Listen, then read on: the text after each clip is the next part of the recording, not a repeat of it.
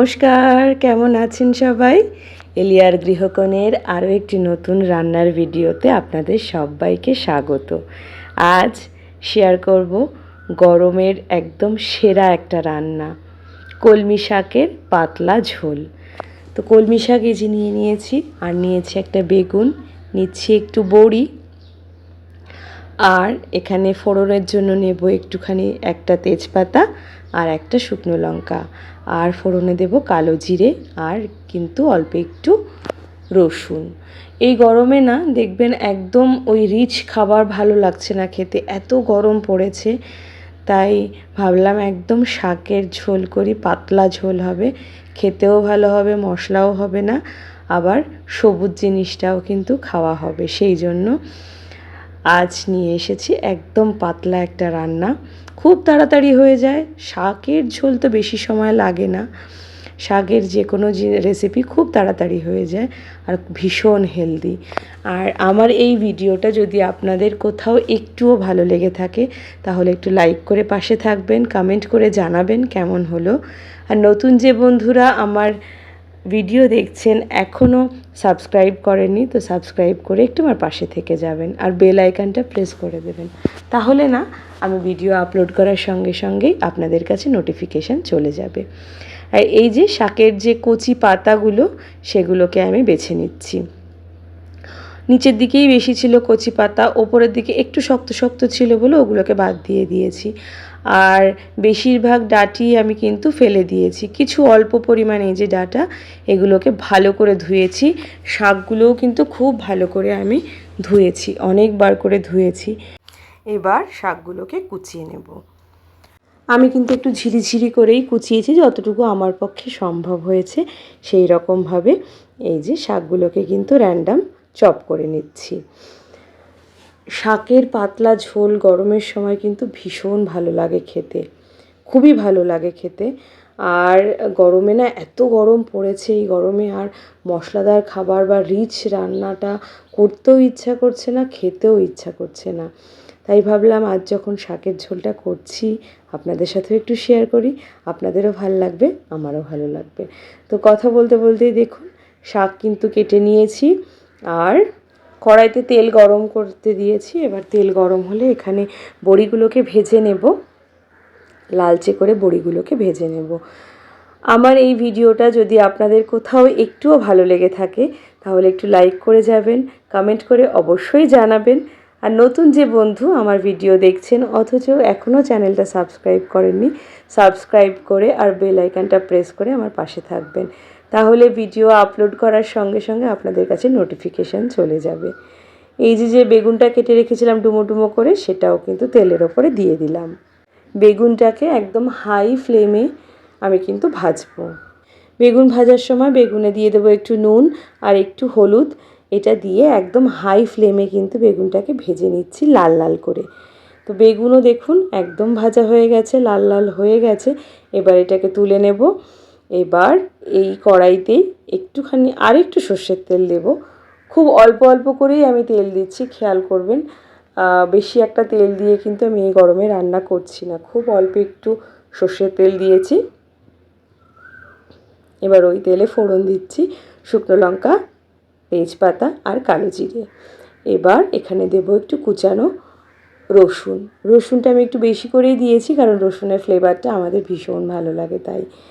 এবার রসুনটা একটু লালচে লালচে হলে, মানে পোড়া পোড়া হলে শাকগুলোকে দিয়ে দেব। আমি প্রথমে অল্প একটু শাক দিয়ে ভালো করে এটাকে নাড়িয়ে নিয়েছি, যাতে তেলের মধ্যে যে রসুনের ফ্লেভারটা রয়েছে সেইটা যাতে ওই শাকের মধ্যে মিশে যায়। যেহেতু অনেকটা পরিমাণ শাকের, সেই জন্যে না সবগুলো একসাথে দিলে ভালো করে মেশানো যায় না। আর এই পর্যায়ে এসে কিন্তু দিয়েছি কাঁচা লঙ্কা। এবার আমি বাকি শাকগুলোকেও এখানে দিয়ে দেব।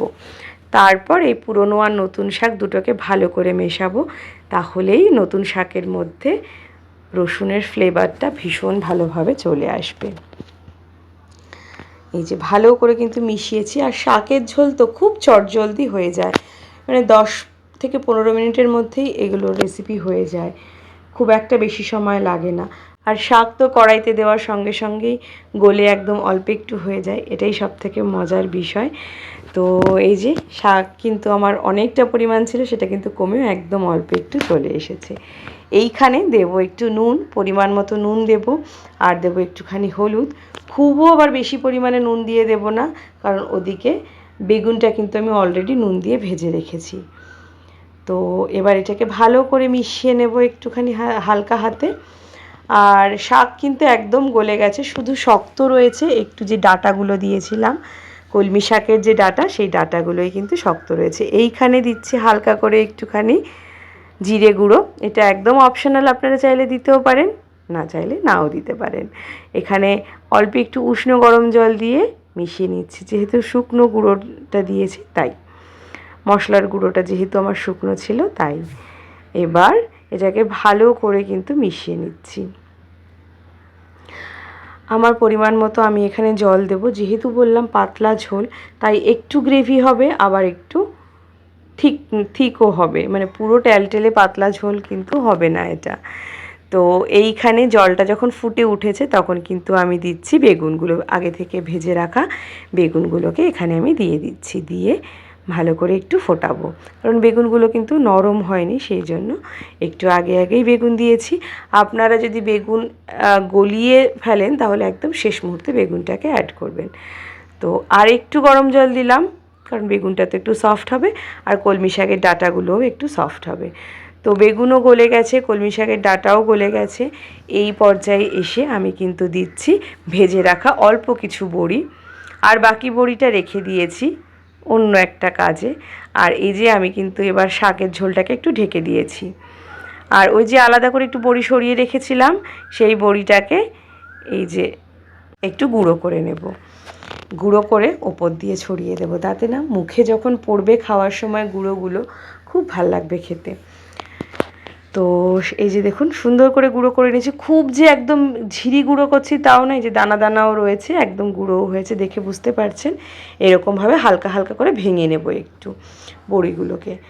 এবার ঢাকনাটা খুলে আপনাদের দেখাই, দেখুন একদম সমস্ত সফট হয়ে গেছে, কালারটাও চেঞ্জ হয়ে গেছে। আর আমি কিন্তু ঝোলটা এরকমই রাখবো, আর একটু সামান্য টানাবো, ব্যাস। তো কলমি শাকের পাতলা ঝোল ইজ রেডি, অলমোস্ট রেডি। তো গরমের জন্য ভীষণ সুস্বাদু একটা রেসিপি এটা। আর আমি যেহেতু ভয়েস ওভারটা পরে দিচ্ছি, তাই বলতে পারছি শাকের ঝোলটা কিন্তু ভীষণ ভালো হয়েছিল, গরমের সময় খেয়ে খুব আরাম লেগেছিল, জানেন তো। তো আমার গ্রেভিটা দেখুন, আমি আরেকটু ঝোলটা কমিয়ে নিচ্ছি, আপনারা অবশ্যই এটা আপনাদের পছন্দ মতো রাখবেন, যে যেমন ঝোল খেতে পছন্দ করেন সে সেরকমভাবে গ্রেভি রাখবেন। আমার একটু কম লাগবে দরকারে, সেই জন্য আমি কমই রেখেছি। তো এই যে ভালো করে একটু নাড়িয়ে নিচ্ছি, এখন কিন্তু আমি ওই যে গুঁড়ো করে রাখা বড়িটা সেটাকে দিয়ে দিলাম। এবার এটাকে ভালো করে কিন্তু একটু মিশিয়ে নেব। এই যে একটু ক্রাঞ্চিনেস থাকবে, একটু নরম হয়ে যাবে, মুখে পড়লে না খুব ভালো লাগবে খাওয়ার সময়। ভেঙে ভেঙে গেছে বড়িটা, পুরোটা ভালো করে এবার মিশিয়ে এবার এটাকে নামিয়ে নেব। তো কলমি শাকের পাতলা ঝোল ইজ রেডি টু সার্ভ। এই যেটাকে এবার সার্ভ করে নিচ্ছি। আমার এই ভিডিওটা কেমন লাগলো আপনাদের অবশ্যই কিন্তু কমেন্টে জানাবেন, আমাদের তো ভীষণ ভালো লেগেছে। তো আজ এই অবধি, আবার দেখা হবে অন্য কোনো দিন অন্য কোনো ভিডিওতে। ততক্ষণ পর্যন্ত আপনারা সবাই ভালো থাকবেন, সুস্থ থাকবেন, আনন্দে থাকবেন।